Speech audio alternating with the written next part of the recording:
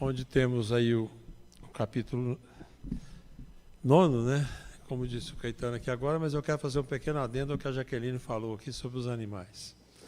Seria muito bom se pudéssemos pedir a São Francisco que se aproximasse e nos ensinasse um pouco da grandeza dos pequenos animais, ou dos chamados irmãos inferiores. Eu bem digo que ontem eu dei banho nos meus 7 cachorros, naquele calor terrível, e depois eu compartilhei a alegria de todos eles no meu quintal. E quem consegue perceber as energias desses seres próximos a nós, conseguimos perceber também a nossa evolução espiritual próximo a eles, que um dia estarão numa escala superior, e eles existem conosco, existem nos planos espirituais. André Luiz nos mostra quando eles descem nas regiões abismais, lidando com aqueles espíritos de natureza animalesca, que alguns desses guias que vão socorrer almas, que somos nós às vezes nessas regiões abissais, carregam seus mastifes, seus grandes cães, porque espíritos ainda tão evoluídos temem os animais, e eles são utilizados lá de uma forma até de amedrontar aqueles que vêm contra os espíritos que descem nas regiões onde a luz não se faz, mas que precisam socorrer. Então, em todos os sentidos, os nossos animais são os nossos companheiros, nos protegem, convivem conosco e nos ensinam nas pequenas coisas como devemos nos amar amplamente todos nós. Diga-o São Francisco de Assis, o símbolo dessa percepção de todos os elementos da natureza, e ele nos ensinou através da simplicidade e de assunto que nós vamos tratar em seguida, afabilidade e doçura. O capítulo 9, nas bem-aventuranças de nosso Senhor Jesus Cristo, que a paz dele esteja conosco em toda essa casa, ele nos dá essas duas bem-aventuranças, que é uma virtude que devemos conquistar, e que muitos de nós ainda estamos distante disso. Bem-aventurados os mansos, que herdarão a terra, e bem-aventurados os pacificadores, porque serão reconhecidos como filhos de Deus. São Francisco de Assis, ele expressa das 8 bem-aventuranças, praticamente 5 as mancheias. E entre elas, essas duas. A mansuetude de São Francisco nos constrange, e era um ser pacificado interiormente. A pacificação é uma aquisição do nosso íntimo, e mansuetude também. E eu afirmo que é uma das coisas que eu mais tenho dificuldade. Não sou manso ainda, e muito menos pacificado interiormente. Mas o Evangelho tem me demonstrado caminhos.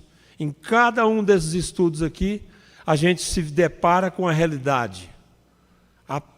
O que eu posso fazer por mim mesmo. E esse é o amai-vos a si mesmo. Para que a partir desse processo de autoconhecimento, de análise pessoal, íntima, do meu eu crístico, diante do meu ego físico-mental, que eu possa me perceber o que eu necessito mudar, o que eu preciso fazer, para adquirir 2 virtudes que são oriundas dessa passagem, como nos diz o Espírito da Verdade. Isso aqui está no capítulo 5 de Mateus, todas as duas. O capítulo 5 de Mateus especificamente nos dá detalhes do Sermão da Montanha, e nós estamos tratando aqui agora exatamente de 2 bem-aventuranças, que é a primeira aula de Jesus diante de todos, porque tudo o que ele ensina aqui no Sermão da Montanha ele vivenciou. E eu vou até mostrar algo que nos parece antagônico, e muitas das vezes as pessoas trazem a imagem de Jesus como algo assim extremamente afável, doce e calmo e tranquilo. E teve momentos que não foi. Ele nos mostra isso exatamente pela natureza do mundo que aqui estava. Não foi, mas de consciência, sem perder a sua grandeza de manso diante de Deus e de pacífico para nos ensinar. Mas diante de um mundo que ainda há isso, muita hipocrisia, muita mentira, muita gente se disfarçando de bonzinho. Como diria o meu mestre professor Neuci, lá no inferno está cheio de bonzinho e bombonzinho. O que Deus quer é o bom. É aquele que tem a coragem diante da mentira de falar exatamente como Jesus nos fala em alguns momentos. Ô raça incrédula e depravada, até quando estarei entre vós? Nós temos esses testemunhos de Jesus no Evangelho. E nós vamos ver exatamente aqui o que nos explica o Espírito da Verdade sobre isso, dizendo para nós já no item 3. Olha o que é, no item 4. Olha o que ele nos fala sobre a questão da bem-aventurança dos mansos e dos pacíficos. Por essas máximas, Jesus faz da doçura, da moderação e da mansuetude, da afabilidade e da paciência uma lei, coisas que precisamos alcançar para estarmos em concordância com as leis cósmicas de Deus, que é uma lei que Ele vai trazer para nós na face da terra e que ainda não conseguimos alcançar em sua plenitude. Condena, por conseguinte, a violência. Olha o que está acontecendo no nosso país hoje aí. Trazendo para o nosso contexto atual, com relação à ideia que está proliferando da matança das crianças que vão renascer. Aborto. É ou não é violência? É uma retirada do direito do ser humano de ir e vir. Será que Herodes voltou no Brasil agora? Basta que estudemos a vida de nosso Senhor Jesus Cristo. Quando José recebe o alerta mediúnico, e Nossa Senhora também, que se retirassem para Belém, porque quantas crianças perderam a vida? Agora estão querendo matar as crianças nesse país, nesse momento, no ventre das mães, que são espíritos que retornam. Então vejo tanto que este texto é atualizado para essas mentes que ainda estão dizendo que regem as leis, as normas, e vêm com todas as suas mentiras por aí para justificarem aquilo que não se justifica diante de Deus, violência. Então ele segue dizendo para nós isso: a violência, a cólera e mesmo toda expressão descortês com respeito aos semelhantes, raca, era entre os judeus um termo de desprezo, que significava homem de má conduta, e se pronunciava escarrando e desviando a cabeça. Ele vai mesmo mais longe, uma vez que ameaça com o fogo do inferno aquele que disser ao seu irmão: sois louco. O que é o fogo do inferno? É um lugar específico para lançar almas que ainda não entenderam as leis de Deus, ou algo que construímos dentro de nós, naquilo que vamos entender amanhã, quando às vezes, ainda aqui mesmo, quando a lei do retorno surge para nós, ou quando desencarnamos e encontramos as mazelas da nossa má conduta, da nossa violência, da nossa insensatez. Aí volto no contexto. Será que essas pessoas que estão trabalhando as mentes do nosso país e das pessoas para que possa instalar o aborto, o que vai acontecer com eles no futuro próximo? E quem são essas almas das crianças que estão para vir nessa transformação inevitável de um país com todo o lastro moral que nós temos, porque o Evangelho aqui foi plantado? Então nós temos que ter bastante consciência e entender os resquícios de tanta violência e o que podemos pagar por isso em consequência de uma vibração sobre o nosso país. Aí nós vamos entrar exatamente com a lei do amor, da caridade, que requer prece e oração, proteção maior, para que essas coisas não vicejem entre nós. E ele segue dizendo: é evidente que aqui, como em toda circunstância, a intenção agrava ou atenua a falta, mas em que uma simples palavra pode ter bastante gravidade para merecer a reprovação tão severa?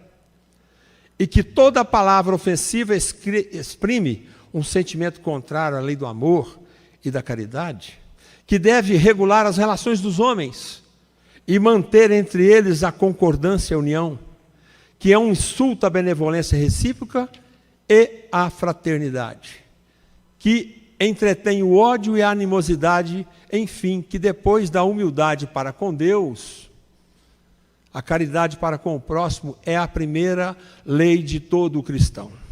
E lá na frente, sobre a afabilidade e doçura, Lázaro, o espírito que se identifica como Lázaro em 1861, analisando toda essa questão, ele fala-nos exatamente disso, de pessoas que se vestem daquela roupa como muito educados, afáveis, dóceis, e ele vai nos mostrar exatamente isso, e é nesse ponto que eu vou voltar, que eu irei até o capítulo 21 de João Evangelista, que era um menino de 18 anos, quando nós vamos notar em Jesus a sua postura moral diante exatamente de pessoas dessa natureza. Então vejamos aqui primeiro o que ele nos fala. Essa classe exatamente de pessoas que aparecem dessa maneira, pertence ainda aos homens benignos por fora e que são tiranos domésticos. Parecem bons, mas não são. Fazem sofrer sua família, os seus subordinados, o peso do seu orgulho e do seu despotismo, como querendo se compensar do constrangimento que se impuseram a lhes, não lhes atrevendo a usar a autoridade sobre estranhos que os recolocariam em seu lugar. Eles querem, ao mesmo tempo, ser temidos por aqueles que não podem resistir-lhes. A sua vaidade alegra-se de poder dizer: eu aqui mando e sou obedecido, sem pensar que poderiam acrescentar com mais razão: e sou detestado.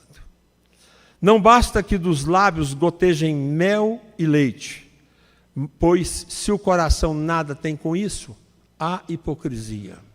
Aquele cuja afabilidade e doçura não são fingidas, nunca se contradiz. É o mesmo diante do mundo e na intimidade. Ele sabe, aliás, que se pode enganar os homens pelas aparências e não pode enganar a Deus. Eu fiz essa parte que é o que me cabe no texto, mas ao pensar no texto, a gente vai voltando a algumas partes do Evangelho. E eu sempre que li a afabilidade e doçura, há uns anos atrás, através de uma instrutora aqui da redação, que já se encontra desencarnada, pode deixar, ela me deu um livro de um autor espanhol, que escreve vários livros, todos voltados à vida de Jesus por aqui. Na verdade, é uma coletânea de 9 livros. O 9º livro, quem não gosta de ler, não chega perto não, que ele passa de 1000 páginas. E é uma trajetória maravilhosa sobre a vida de Jesus na face da terra. E no livro 1, chama-se Cavalo de Troia, a coleção. No livro 1 nós temos algum detalhe do Benítez, que é um grande major americano, parece um livro de ficção, que faz uma viagem no tempo. Ele escolheu o momento de Jesus, e ele vai nos dar detalhes do que eu vou ler aqui agora, na narrativa de João, que é o capítulo 21, e tem versículos de 14 a 25. E parece que é contraditório ao que ele nos ensina sobre sermos mansos e pacíficos. Vejamos. E achou no templo os que vendiam bois e ovelhas e pombos, e os cambistas assentados. E tendo feito um açoite de cordões, lançou todos fora do templo, também os bois, as ovelhas, e espalhou o dinheiro dos cambistas e derrubou as mesas. E disse aos que vendiam pombos: tirai daqui estes, e não façais da casa do meu pai casa de venda.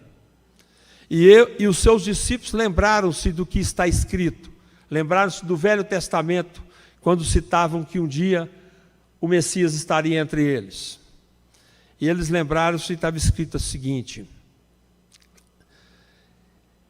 o zelo da tua casa me devorou. Responderam, pois, os judeus e disseram-lhe: que sinal nos mostras para fazerdes isto? E Jesus respondeu e disse-lhes: destruí esse templo e em 3 dias o levantarei.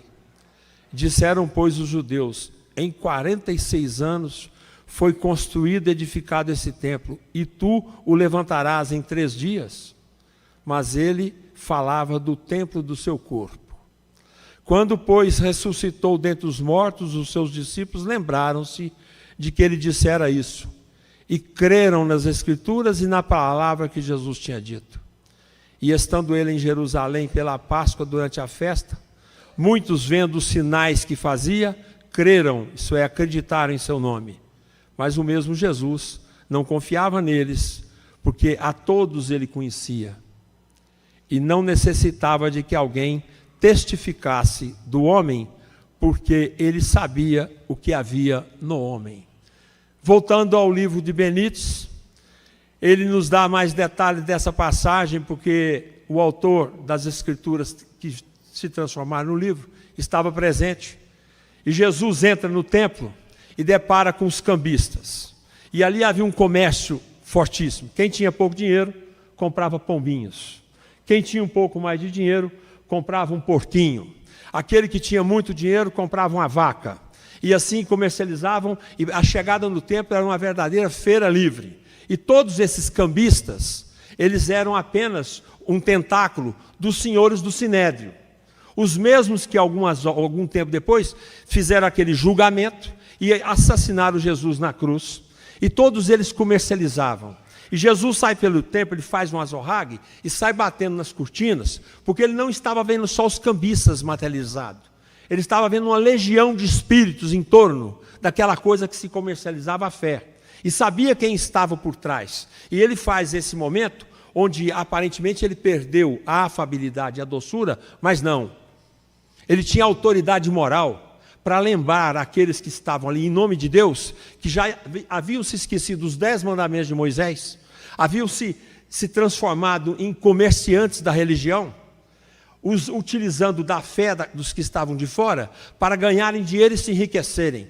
E o Benítez narra tudo isso com clareza para nós, e é a atitude que Jesus tem de fazer essa limpeza material, moral e psíquica numa casa que deveria ser de oração. Então, quando a gente avalia isso, ele faz os apóstolos todos ficam assustados, aqueles fariseus que vêm até ele, ele faz essa linguagem dessa metáfora, que ele reconstruiria esse templo, porque na verdade o verdadeiro templo era o seu corpo, e o Cristo estava em Jesus naquele momento, e ele sabia que ele iria ter o seu corpo desmanchado na crucificação, e ele o reconstruiu, 3 dias depois, nos dando prova da vida futura. Reaparecendo para Madalena e todos os seus apóstolos por 10 vezes, provando que entre a terra e o céu existem leis que regimentam as coisas. Leis imutáveis. A afabilidade e a doçura é uma lei, como nos falou. Lei do amor, para se instalar. Mas Jesus estava no mundo primitivo. Nós ainda continuamos no mundo de provas e expiações, onde cometemos desatinos, porque ainda não entendemos a mensagem de nosso Senhor Jesus Cristo. E é nesse aspecto que a gente analisa, no que Benítez nos traz, os detalhes do que está por trás. Porque todo aquele comércio de animais, o que eles faziam ali? Eles vampirizavam os animais, falamos dos animais aqui.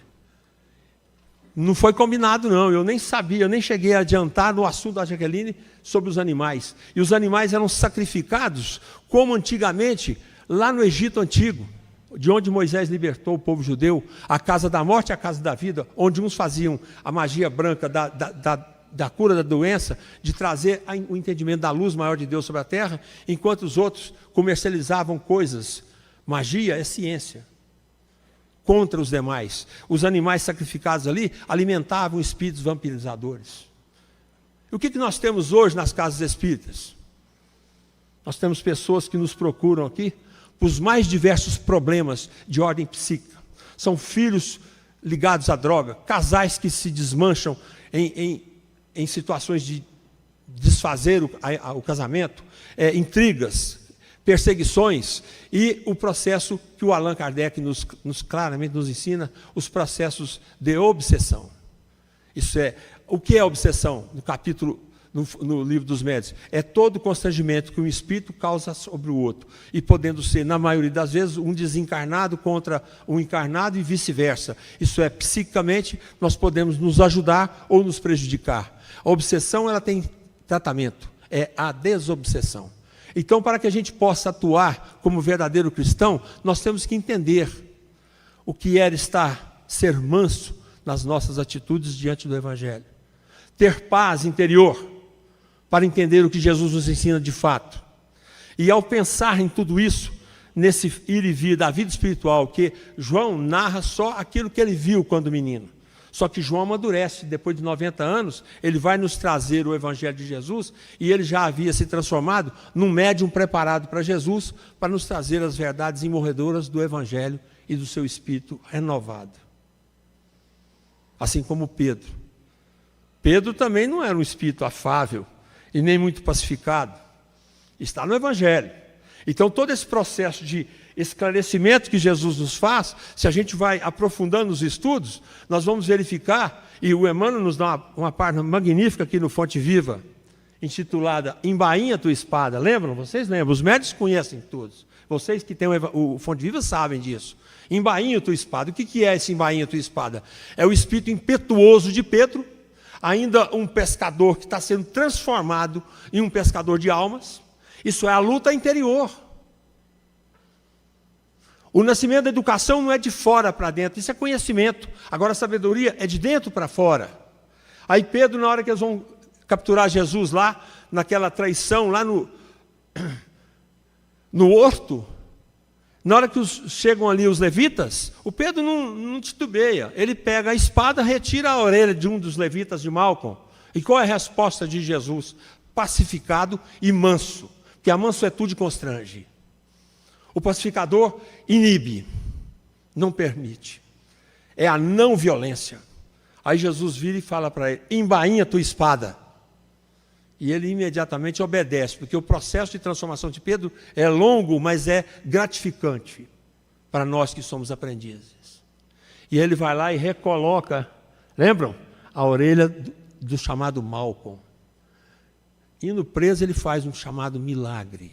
Isso é, ele intervém na recuperação de cura de uma orelha decepada. Então, para que a gente possa pensar nessa afabilidade e doçura, que os caminhos que Jesus abre para nós hoje, para nós que nos intitulamos espíritas ou cristãos redivivos, para nós que somos médiuns e que estamos preparados ou nos preparando para irmos amanhã e toda terça-feira aqui na nossa casa para as salas mediúnicas. Vou só tomar uma água.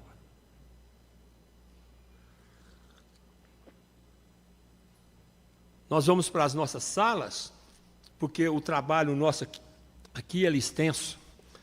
De várias naturezas nós atendemos inúmeras pessoas, e isso há mais de 70 anos. A doutrina tem 160. Então nós temos uma escola com raízes muito fortes, para que a gente entenda que quando um aparelho mediúnico numa sala reservada, nós praticamos aqui a mesa mediúnica, um local onde se reúne uma equipe que tem que estar preparada, isso é, tem que estar evangelizada, para receber espíritos nos seus aparelhos mediúnicos, com toda essa equipe, que nós não sabemos quem são eles, de que natureza são. A maioria chega como sofredores, outros chegam com o intuito de vingança. Está no capítulo 10, quando fala do perdão, na bem-aventurança do perdão. Bem-aventurados os misericordiosos, porque de misericórdia nós vamos precisar. E logo em seguida o Espírito da Verdade nos fala: reconciliai-vos o mais breve possível com o vosso inimigo, enquanto estáis a caminho. Porque amanhã ele pode te entregar para o juiz para o oficial de justiça, e nós vamos ser lançados em local onde é choros e ranger de dente. Aí está a maior razão dos processos obsessivos: desavença entre nós, falta de amor, violência, espíritos que não são pacificados em si e que entram em conflitos que podem gerar até o desencarne do outro. É a natureza dos espíritos que aportam hoje nas nossas casas. Quem ensinou isso? Eu não, eu aprendi com Chico Xavier, com André Luiz, com Emmanuel, aqui nessa casa, com alguns professores que aqui eu tive. Então, quando a gente vai para a sala, nós vamos receber espíritos de toda a natureza que aportam entre nós, onde nós vamos ver a violência, a falta de afabilidade, a dureza, a falta de doçura, que vem até nós e pedem socorro. O que nós podemos oferecer a eles? A minha mediunidade bem elaborada? Ninguém tem mediunidade bem elaborada nos seus grandes missionários, como Chico Xavier, como Divaldo e outros mais, que penaram, lutaram para se aperfeiçoar diante das inúmeras oportunidades de ensino. Mediunidade não tem ponto final, não tem diploma. Não adianta, vai fazer o curso, temos que fazer o curso, mas não tem um dia que você vai ser diplomado. Agora eu tenho a outorga de ser um médium e vou fazer, não tem não. A outorga é trabalhar silenciosamente, sem esperar nada em troca. De graça recebesse, de graça devemos doar. Essa é a autorização que Deus nos dá. E ao fazer análise disso aqui, também pensando em mediunidade, também pensando nas oportunidades que aqui temos, existe uma passagem que não consta no Evangelho segundo o Espiritismo, mas é objeto de estudo nosso, está relatada por 3 evangelistas, de um fato dessa natureza, onde nós vamos ver a natureza afável, bondosa e magnânima de nosso Senhor Jesus Cristo a chegar num local desconhecido, onde ele aporta, literalmente, chegam de barco, lá em Gerasa, ou nos Gerazenos, na terra dos Gerazenos, a região sudeste, depois do Tiberíades, que era a região da Galileia, ao norte do antigo Israel, da antiga Palestina. Aí ao aportar ali, vem um louco, um homem totalmente obsediado, endemoniado, que isto é, tomado pelos espíritos, nu, todo ferido, nos braços e nas pernas, não havia correntes que o continham, a cidade à distância, 2, 3 quilômetros, o prendiam nos túmulos, no local dos mortos, onde havia inúmeros espíritos ali, vampirizadores e desequilibrados, espíritos ainda totalmente embrutecidos, animalizados, e que esse homem corre até a direção de Jesus e fala: Jesus, Filho de Deus. Ele chama Jesus pelo nome. Essa passagem é magnífica, é conhecida como Obsediado de Gerasa, e a passagem que nos faz gravar é Jesus no diálogo. Jesus fala: qual é o seu nome? Lembram? Meu nome é Legião, porque somos muitos. Isso é, um homem completamente no seu psiquismo, tomado pelos espíritos, causando danos, isso é, dores ao seu corpo físico. Imagine, colocado em correntes, nos túmulos, ele todo ferido, inteiramente fora de si, mas tem esse diálogo com Jesus. E aí os espíritos falando através dele, desse homem obsediado. Isso nós temos agora, na doutrina dos espíritos, 160 anos, explicação detalhada desse processo, que na época narrativa nos dá apenas a descrição, Lucas, Marcos e Mateus. Então Jesus conversa com eles, e eles pedem: não nos mandem para os abismos, isso é, locais onde ficam espíritos em extrema sofrimento, desencarnam, não se desligam da face da terra, porque ainda não encontraram-se a si mesmo. É o filho pródigo que não voltou para a casa do pai. Não encontraram-se com si mesmo. Aí na hora que encontram um canal de comunicação, que é o pobre obsediado, por alguma natureza se acoplam a ele e causam-lhe todo aquele arrasamento. Mas a chegada de um espírito completamente manso, filho de Deus, pacificado em si, permite que aquele que está doente lhe peça socorro. Peça socorro. E todos aqueles... Marcos é detalhista, ele nos fala que era mais de 2.000 espíritos. E havia uma vara de porcos. Olha os animais de novo aqui. Havia uma vara de porcos. Pelo povo judeu, animais imundos. Isso é em processo de evolução espiritual. Não nos deixe voltar para os abismos, mas permita-nos que habitemos os corpos dos porcos. A natureza de energia pesada, energia telúrica.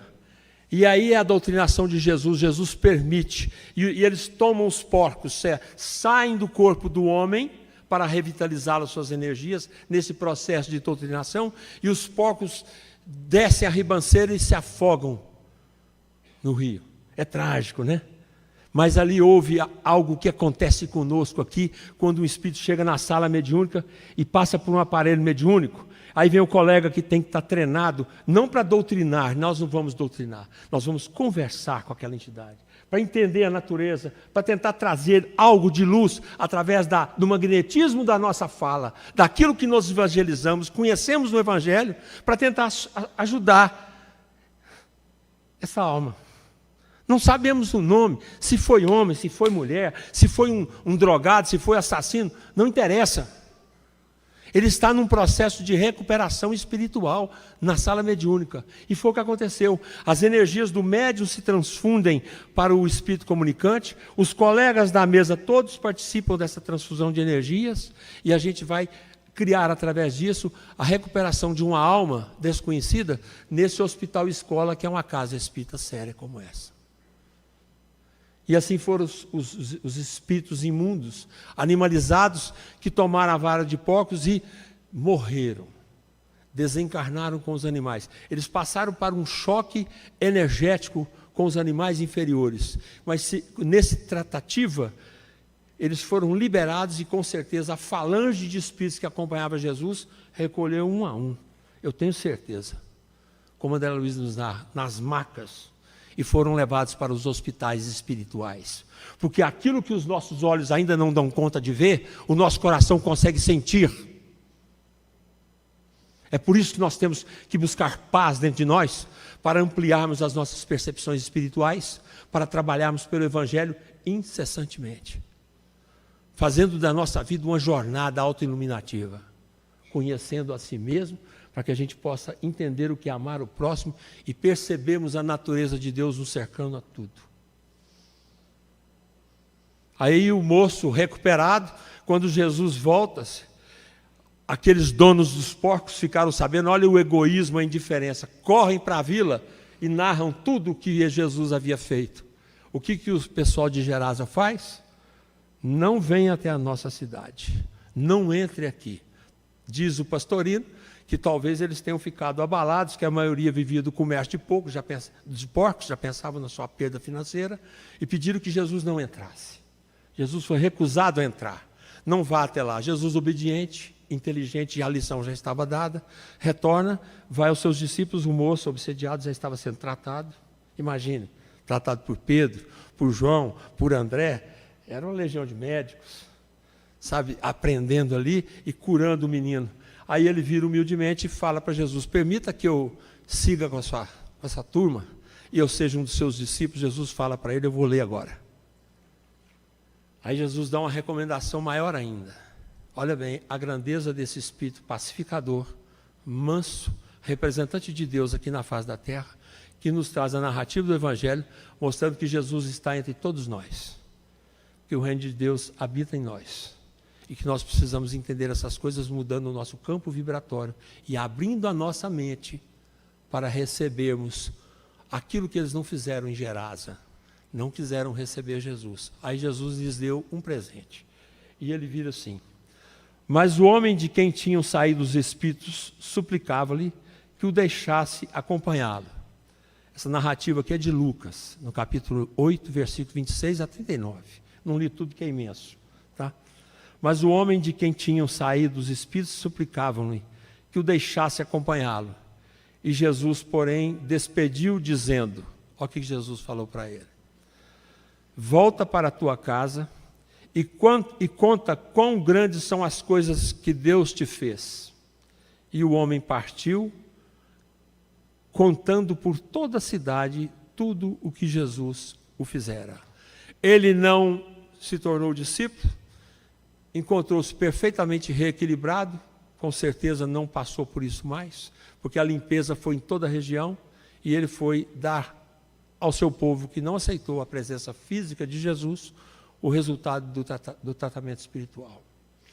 Eu me referi aos trabalhos das nossas casas espíritas, porque é aqui que nós temos a oportunidade de prestarmos os serviços aos evangelhos, ao Evangelho de nosso Senhor Jesus Cristo, que ele é algo que vibra em nós e que nós podemos nos transformar pelo conhecimento que chega até nós através dos livros, mas adquirindo aquilo que vem de nós mesmos, que é a sabedoria do conhecimento do Cristo em nós. Quando eu citei Emmanuel, que nos deu aquela embainha tua espada, e falei de Pedro, a gente vai analisando que todos eles passaram por esse processo. Eu encerro minha narrativa aqui, de um outro espírito, que muito me emociona, e que me traz uma luz em minha mente muito grande, para parar as minhas arestas pessoais, para me ensinar a lutar para buscar a mansuetude, e acima de tudo, trazer paz em meu coração. Eu estou falando de Saulo, o grande, que era matador de cristãos, que não tinha misericórdia com ninguém, que apedrejou Estevão. Chico nos dá essa obra através de Emmanuel. E depois, para passar nessa trajetória de encontrar-se consigo mesmo, perdendo a visão física, naquele inovidável encontro com Jesus, o homem da violência sendo abordado pela doçura. Saulo, Saulo, por que me persegues? O manso desmontou o violento. O pacificado abriu uma jornada para ele. Retirou-lhe naquele diálogo tão curto a visão física, colocando-lhe escamas nos olhos, e depois orientou que ele saísse daquele eixo da violência, que ele já havia sacrificado vários cristãos na violência lá em Jerusalém, e estava fazendo um limpa em toda a região. Aí pede que ele entre lá em Damasco e vá direto àquele que ele iria sacrificar, o sapateiro Ananias, que ele iria orientá-lo de tudo que ele havia fazer. Aí nós vamos ver a trajetória de um homem que em 30 anos saiu do eixo da violência dos fariseus, doutor da lei, cheio de títulos, muita riqueza material, muitos apegos, saiu de lá de Écio do Grande para Pedro Pequeno Paulo. Recebeu de Ananias a visão de volta e um texto do Evangelho de Mateus. Tamanha a sua conversão naquele instante que ele achou por bem ir para as regiões desérticas. E foi para aquele oásis de Palmira, se recolheu lá com 2 cristãos, um casal, e foi estudar durante 3 anos o Evangelho, para que ele pudesse depois nos dar essa frase: já não sou eu mais quem vivo, é o Cristo que vive em mim. E saiu peregrinando, montando as eclesias, que é a herança que nós temos hoje. E o que aconteceu com esse homem pacificado? De que maneira que ele saiu daqui? Com a violência, com os violentos, deceparam-lhe a cabeça. Lembram? Foi assim, lá em Roma, na grande cidade, a cidade da opulência. Adiantou alguma coisa? Nada. Paulo continua a nos orientar, a pregar o Evangelho, a nos ajudar. Então que possamos agradecer a Deus e a Jesus, nosso Mestre, que nos dê a competência de vencermos a nós mesmos, adquirindo esse caminho aí, tão difícil, mas completamente possível para nós, da mansuetude, porque seremos reconhecidos como filhos de Deus, e dos pacificadores, também herdando a terra e reconhecidos como filhos de Deus. Que Jesus abençoe a cada um de nós, encarnados nessa sala, e o grupo enorme de desencarnados, que vem aqui todas as reuniões públicas, todos os dias, para estarem conosco, nessa troca de energias. E alguns trazem seus cachorrinhos, os seus pássaros e suas flores, e colocam para nós aqui. Que São Francisco nos abençoe sempre. E Jesus ilumine os nossos passos. Que assim seja.